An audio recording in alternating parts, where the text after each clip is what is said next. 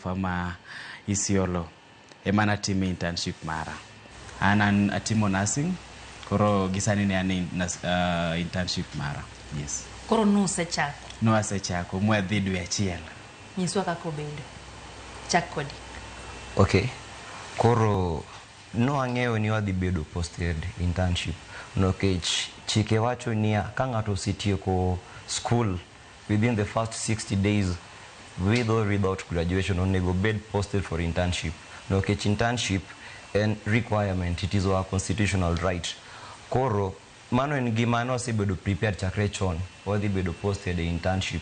To kaka list no work, no one very sure that wadhi bedo a list no kech no osefuatilia e skundwa ma negioro nyingwa Nursing Council of Kenya for verification. To bang verification Nursing Council of Kenya no verify casto gioro nyingwa a Ministry of Health for further verification, and after further verification negiyudo ni one eligible for internship. Emomiyo nyingwa nitiega a first list mano bedo released by the Ministry of Health. Koro kuom the requirements nitiega a lot of requirements ma the ministry no dwaroga, to achiel kuomgi nen kionge gi degree certificate onego ibed gi original letter of completion. No kech gin be ging'eyo ni kuom jogi nitie joma podi pogi graduate. Yes, gin gi degree no kech degree bedo awarded but bedo conferred during graduation ceremony. Ne ging'eyo ni kuom jogi nitie joma podi girito graduation. No kech weche achiel ariyo kamae. To wan kuom jogo ma no graduate. For example, anarito graduation na ma December to na city ko 2024. Koro na bedo posted school no ndiko na original letter of completion. Mikelo. Yes, mano bedo verified by the Senate board that have been awarded degree, only awaiting for conferment of those degree during graduation. To na tero mandegi verify to emomio nabi Isiolo ma wachako tiyo for 1 month. Kevin, ntiere paro moko mawuok ne internship imi mana kise graduate. To nyiso ni un pok no graduate. Dipo ni no miu barupegi tok chik. To ng'ama no miu ugi. Kar kumranisi kumaini some. Ipenjo maber Lydia. Koro barupegi okinyalo mi ka ntiere board more university miluongo ni Senate. Ka Senate owacho ni pok itieko, okinyal yudo barua of completion unless Senate wach mandik ne ministry kata ndik ne Nursing Council ni ng'ane otieko, wan watieko rekode. Koro dong ne job market.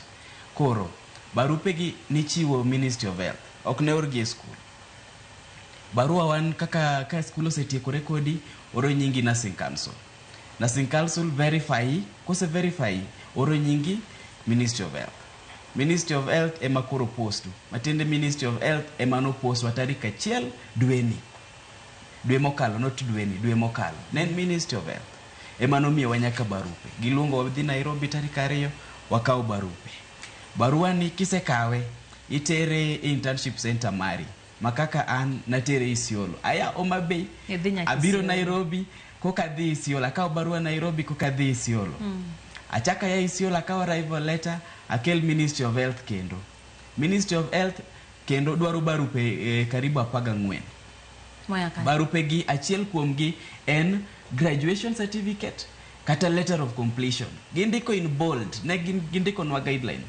Koro oknyal nyiswa ni kawuono, koro nyiswa ni ng'amoko graduate. Ng'ama poko dhi e ceremony. To gin mane gi yie ni unyalo ka inyamiu kata pok graduate. Ne gimiyo wa guidelines. Kendo guideline letter of completion ondik in bold for joma poko graduate. Ondik in bold. Koro ochako bedo nade makose ndikni ni kel na gigini to ng'ato chako duogo nyisi ni koro mano nok wadwa. Tisetiyo isetiyo nyaka dwe achiel. Dongi neno kamano koro rocho ratich ng'ato. Nikech iseketho ne tije motimo. Nitiere gik mano watimo. Wandok giketo wadewa onge shida. Ni nikech graduation do onge shida. Isenyaka oro barua ng'ado gima ne timo chakori weyo. Iseng'ado gicha samoro kata forma ni nyiso ni kora tiji ni okadwa. Ayudo moro. Isechako dhi mbele.